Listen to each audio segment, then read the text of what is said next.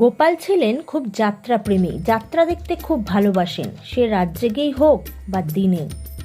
এরকমই একদিন সে যাত্রা দেখে বাড়ি ফিরল সকালের পর। বেশ বেলা হয়ে গেছে, সারা রাতই প্রায় যাত্রা দেখা হয়েছে।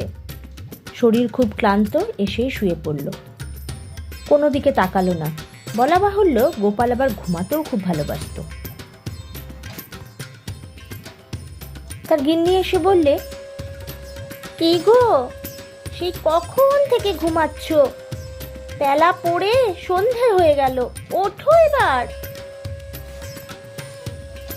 গোপাল উঠে জানলা খুলে জানলার পর্দা সরিয়ে বাইরে তাকিয়ে দেখল বেশ অন্ধকার।